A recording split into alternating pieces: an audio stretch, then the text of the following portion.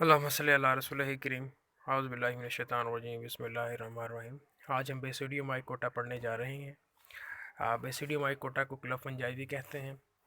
Club fungi इसलिए कहते हैं क्योंकि इनके जो बेसिडियम बनते हैं उनकी शेप क्लब लाइक होती है, रॉड लाइक, या दूसरे लफ्ज़ों में कहें क्लब का जो मतलब होता है वो डंडा होता है, डंडा या रॉड। तो इस तरीके से ये स्ट्रक्चर बनाएंगे, इसलिए हमने इनको क्लब फंजाई भी इनको इनको कहा जाता है।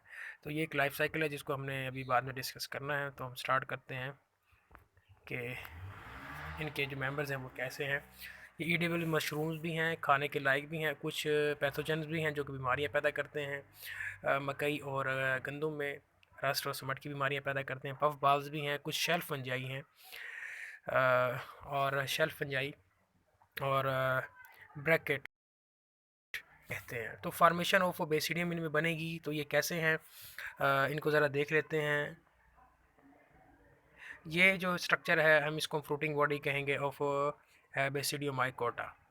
बेसिडियोमाइकोटा इनको कहेंगे हम। ये अगर आप देखें तो ये एक आपको मशरूम नज़र आ रही है। मशरूम के ऊपर जो है ये साथ में जो लंबाई के रुख लंबी लंबी लाइनें नज़र आ रही है, ये गिल्स कहलाएंगी। अब यहाँ पर लिखा हुआ the mushroom fruiting structure grows from n+n, ये नहीं कि ये डाइकैरियोटिक है। n+n का मतलब होगा डाइकैरियोटिक। 2n नहीं लिखा है इन्होंने लिखा है n+n, दैट्स मीन डाइकैरियोटिक। इसको थोड़ा सा अगर विजुलाइज करें स्ट्रक्चर को तो आप देखेंगे कि ये एक स्ट्रक्चर बन रहा है बेसिडियम, यानी कि ये जो बड़ी आपको खुम्बी नज़र आ रही है इसके अंदर ये एक बेसिडियम स्ट्रक्चर है। इसके टिप्स के ऊपर बेसिडियोस्पोर्स बन रहे हैं, आपने याद रखनी है बात। पीछे था कोनिडिया, कोनिडिया के जो अंदर थे वो बन रहे थे कोनिडियोस्पोर्स। और यहाँ पर जो है हमारे पास क्या बन रहा है, बेसिडियम के ऊपर बेसिडियोस्पोर्स बन रहे हैं। तो ये 4 बनेंगे और ये बनेंगे मियोसिस के थ्रू। इसकी 2 स्टेजेस हैं, बेसिडियोमाइकोटा की 2 स्टेजेस हैं। एक स्टेज में ये एक स्टेज जो उनकी है उसमें इसके जो सेल्स के अंदर एक न्यूक्लियस होगा। दूसरी जो स्टेज होगी उस स्टेज में इनके अंदर 2 न्यूक्लियस होंगे, यानी कि डायकैरियोटिक फेज होगी। उसको थोड़ा सा देख लेते हैं कैसे। ये एक आप लाइफ साइकिल आप देख सकते हैं सामने। तो नीचे ये खुम्बी बनी हुई है, इसके अंदर जाइगोट है। फ़र्ज़ करें जाइगोट के अंदर मियोसिस हुई तो 4 बेसिडियोस्पोर्स बने एक बेसिडियम के अंदर। उन्होंने ग्रो किया, ग्रो करने के बाद 2 तरह की माइसीलिया बने, यानी कि फंजाई की बॉडी बनी। एक रेड कलर के न्यूक्लियस शो किए गए हैं यहाँ पर, दूसरे ब्लू कलर के न्यूक्लियस शो किए गए हैं। ये 2 अलग अलग बॉडीज़ हैं, हर के अंदर एक एक न्यूक्लियस है, यानी कि मोनोन्यूक्लिएट है। लेकिन अब ये यहाँ तक जो स्टेज बन रही है, जब तक इन्होंने इंटरेक्शन आपस में नहीं किया तो मोनोन्यूक्लिएट है। लेकिन जब इंटरेक्शन कर लेते हैं आपस में तो अब जो नया इनके अंदर से स्ट्रक्चर निकल रहा है, सेंटर में अगर आप ये देखें, ये प्लाज्मोगेमी से आगे वाली जो पिक्चर है, तो इसमें 2 जो साइडों वाले हैं रेड और ब्लू न्यूक्लियस वाले जो स्ट्रक्चर हैं ये यूनी न्यूक्लिएट हैं। जो सेंटर में एक नई शाख निकल रही है, नई माइसीलियम और हाइफी निकल रही है, ये बाय न्यूक्लिएट है। इस तरीके से ये फिर आगे जाकर ये एक पूरा एक फ्लोटिंग स्ट्रक्चर बना देते हैं। तो इस तरीके से इनके अंदर 2 चीज़ें हैं कि एक स्टेज में एक न्यूक्लियस है हर सेल के अंदर, दूसरी स्टेज में 2 न्यूक्लियस यानी कि डायकैरियोटिक। जी, तो इनका लाइफ साइकिल भी है। लाइफ साइकिल देखने से पहले आप को 2 बीमारियों के बारे में समझना ज़रूरी है। एक रस्ट है और एक स्मट है। ये 2 बीमारियां पैदा होती हैं बेसिडियम माइकोटा के ज़रिए, रस्ट और स्मट।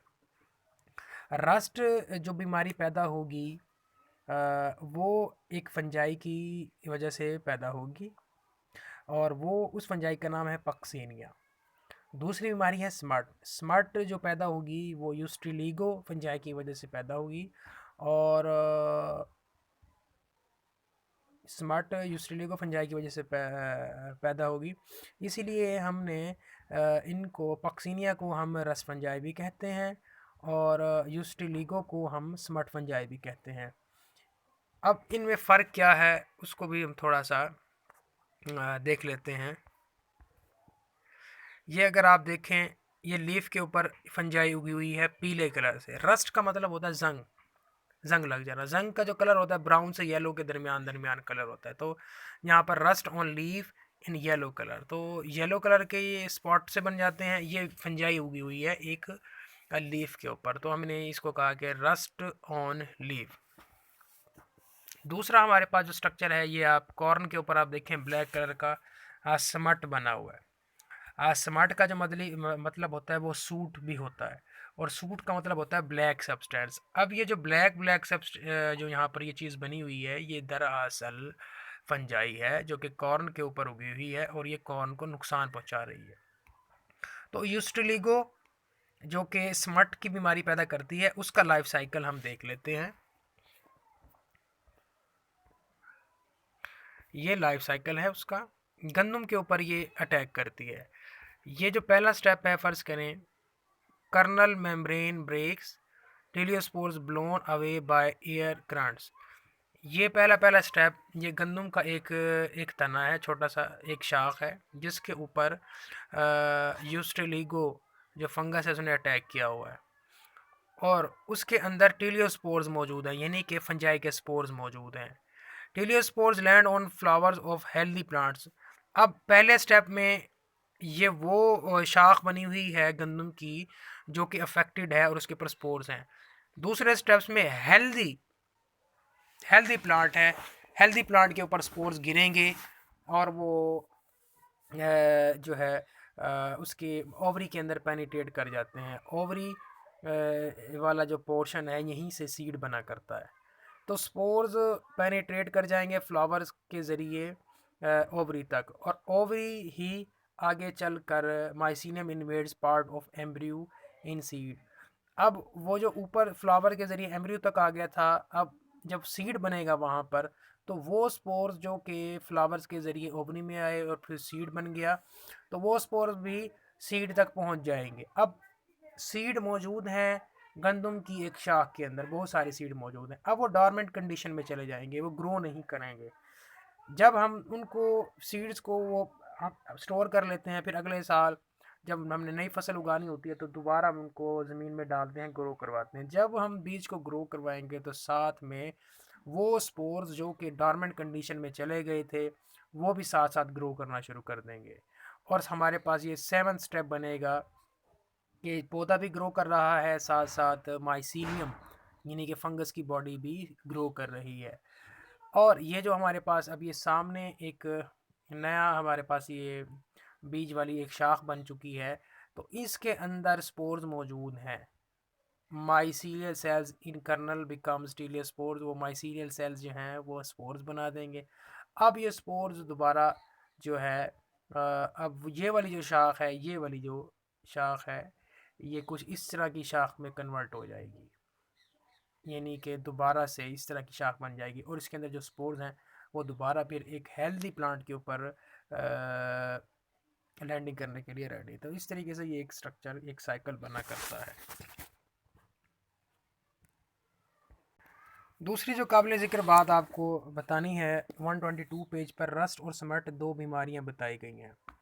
रस्ट जैसे कि मैं आपको बता चुका हूँ कि पीले रंग का स्ट्रक्चर बनेगा, रस्ट जिस प्लांट को होगी उसके ऊपर पीले रंग का स्ट्रक्चर बनेगा। और स्मट का मतलब होता है ब्लैक सब्सटेंस, तो ब्लैक कलर का सब्सटेंस बनेगा। ये ज़्यादातर बनता है वीट पर और कॉर्न पर, गंदम और मकई पर बनता है।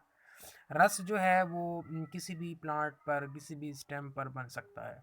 तो यही इस पैरे में बात कही गई है।